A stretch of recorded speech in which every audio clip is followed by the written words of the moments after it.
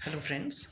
मेरे बहुत सारे फ्रेंड्स ने और मेरे क्लाइंट्स ने मुझसे क्वेश्चन पूछा कि जो गवर्नमेंट ने स्कीम निकाली है 3 मंथ्स मॉरेटोरियम वाली, उसमें कुछ क्लियर नहीं है। मुझे प्लीज़ उसको कुछ क्लैरिफिकेशन दे दीजिए। तो आज हम ये वीडियो बना रहे हैं जिसमें हम आपको ये बता रहे हैं कि आखिर 3 मंथ्स की जो फैसिलिटी गवर्नमेंट ने हमको प्रोवाइड कराई है उसको अवेल करना मेरे लिए बेनिफिशियल है या नहीं बेनिफिशियल है। तो हम फ्रीक्वेंटली आस्क क्वेश्चन जो कि आरबीआई ने अपनी प्रेस रिलीज में डिक्लेयर किए थे, उसी के ऊपर हम डिस्कशन करने जा रहे हैं। सबसे पहले हम बात करते हैं कि मोरेटोरियम का मतलब क्या होता है। मोरेटोरियम का मतलब होता है कि लॉफुली अगर आप चाहो तो अपनी ईएमआई को, अपने लोन की ईएमआई को डिफ़र कर सकते हो। डिफ़र करने का मतलब है कि आप उसको टाल सकते हो। ऐसा करने पर आपको कोई भी पेनाल्टी नहीं बेयर करनी पड़ेगी।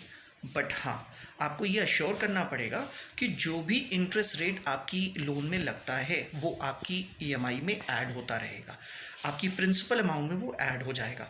अब हो सकता है कि इस वजह से आपकी 3 ईएमआई पीछे की बढ़ जाए, यानी कि फॉर एग्जांपल अगर आपकी 60 ईएमआईज थी, आप 3 ईएमआई नहीं पे करोगे तो वो 3 महीने आगे रेफर हो जाएगी, तो 63 मंथ्स हो जाएगी। 3 मंथ्स का तो गैप हो जाएगा और ये गैप 3 मंथ्स और आगे फॉरवर्ड हो जाएगा, डिफर हो जाएगा जिसको हम कहते हैं। हाँ, ऐसा भी हो सकता है कि जो इंटरेस्ट आपने पे किया है वो अलग से आपसे मांग लिया जाए। बट ये बैंक टू बैंक चीज़ें डिफ़र कर रही हैं। मोस्ट ऑफ द जगह से मैंने जो सुना, ये जो मैंने देखा, ये जो मैंने पढ़ा, उसके अकॉर्डिंगली यही आता है कि बैंक क्या करने वाली है कि आपकी जो भी इंटरेस्ट की लाइबिलिटी है वो आपके प्रिंसिपल में ऐड करके आपकी ईएमआई चेंज कर देगी और 3 महीने आगे डिफ़र कर देगी। फिर भी कुछ और भी क्लैरिफिकेशन है जो मुझे करने हैं। आइए स्टार्ट करते हैं इस वीडियो को। इसमें सबसे पहले जो अनाउंसमेंट, सबसे पहला जो क्वेश्चन आता है कि when what was the RBI announcement. तो आरबीआई की अनाउंसमेंट क्या थी?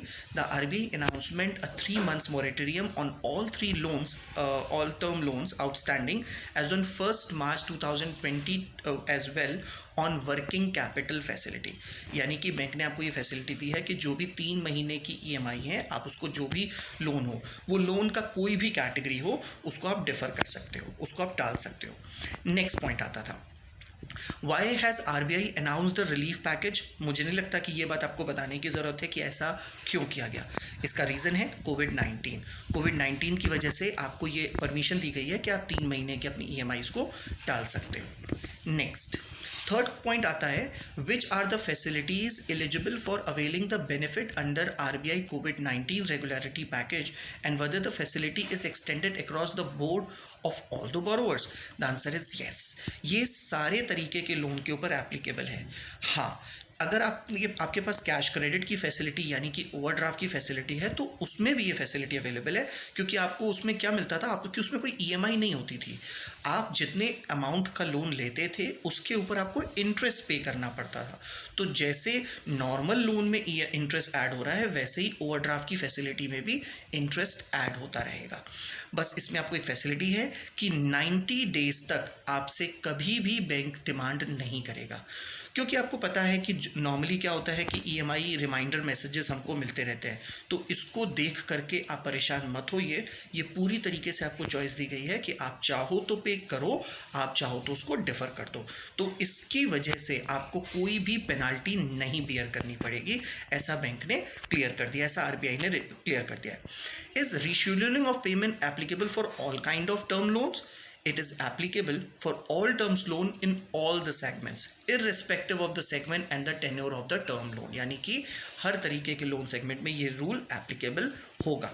फिफ्थ क्वेश्चन आता है, is rescheduling of term loan only for principal amount और इट ऑल्सो इंक्लूड्स इंटरेस्ट? तो ये मैंने आपको पहले क्लियर कर दिया था कि आपका जो इंटरेस्ट का अमाउंट है वो ऐड ऑन हो जाएगा। 3 महीने या 2 महीने या 1 महीने जो भी आप इंटरेस्ट ईएमआई डिफर करोगे, तो जो भी इस टाइम का इंटरेस्ट होगा वो आपके प्रिंसिपल में ऐड हो जाएगा, उसकी कोई फैसिलिटी आपको नहीं मिलने वाली है।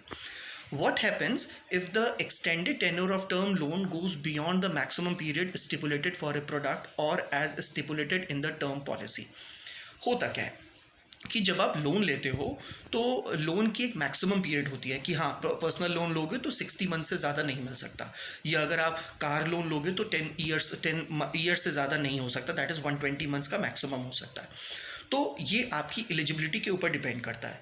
अब अगर वो मैक्सिमम पीरियड डिफीट हो जाती है, उससे आगे बढ़ाना पड़ता है, तो क्या कोई प्रॉब्लम होगी? तो बैंक ने इस चीज़ के लिए एग्जेम्पशन दे दिया है कि कोई दिक्कत नहीं है, आपको इसके लिए कोई अप्रूवल लेने की ज़रूरत नहीं है, उन चीज़ों को हम कंसिडर कर लेंगे क्योंकि ये कोविड-19 की वजह से किया जा रहा है।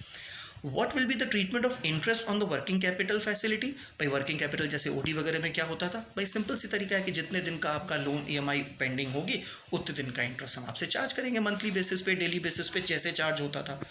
8 पॉइंट आता है, what will be the impact of the relief by RBI on borrowers as far as reporting of default is concern.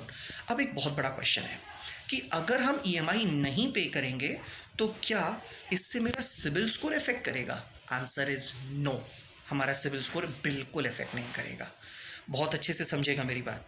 अगर आप इस 3 महीने की ईएमआई को पे नहीं करते हो तब आपका कोई भी सिबिल स्कोर पे इफेक्ट नहीं आएगा, बट इसका मतलब ये नहीं है कि आप अपनी ईएमआई डिफ़र करिए।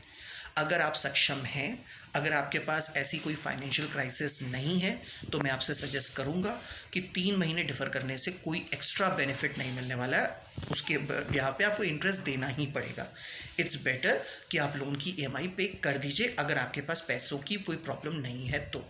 लेकिन हाँ, अगर आपके पास पैसों की कोई क्रंच है तब आपसे मैं सजेस्ट करूंगा कि आप ये फैसिलिटी अवेल करिए, इससे आपके सिविल पे कोई भी इफेक्ट नहीं आएगा। एक और बहुत इंपॉर्टेंट क्वेश्चन जो हमसे बहुत सारे मेरे क्लाइंट्स पूछते हैं, क्या इसका इफेक्ट हमें क्रेडिट कार्ड में भी मिलेगा? Answer is partly yes. Partly yes क्यों? यस या नो क्यों नहीं?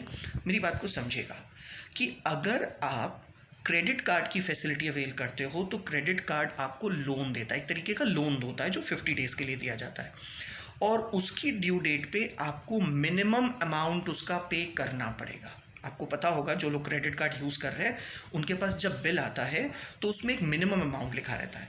अगर आप वो मिनिमम अमाउंट पे कर देते हो तो आपको पेनल्टी नहीं पे करनी पड़ती, इंटरेस्ट बियर करना पड़ता है।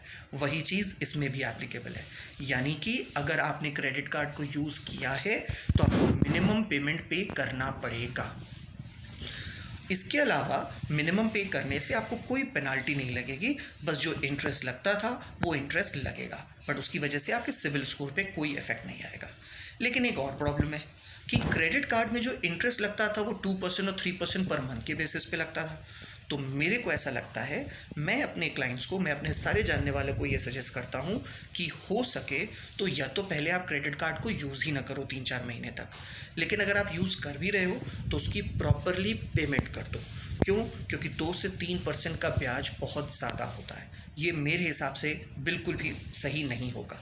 लेकिन हाँ, फिर भी आप ऑलरेडी यूज़ कर चुके हो बट आपके पास पैसों की शॉर्टेज है, क्रंच है, आप नहीं पे कर सकते, तब उस केस में मैं आपसे सजेस्ट करूँगा कि आप अपने क्रेडिट कार्ड कंपनी को कॉल करिए, आप उनसे लोन की फैसिलिटी अवेल करिए, क्योंकि जब आप उनसे क्रेडिट कार्ड पे ही लोन लोगे, अपनी जो बिल है उसको आप ईएमआई में कन्वर्ट करवा दोगे तो वो ऑलरेडी 3 या 6 महीने में कन्वर्ट हो जाएगा, प्लस उस पर जो इंटरेस्ट होगा वो एनुअली 18% या 15%, जो कि लगभग 1.25% या 1.5% होगा महीने का, तो वो कंपैरेटिवली बहुत अच्छा है।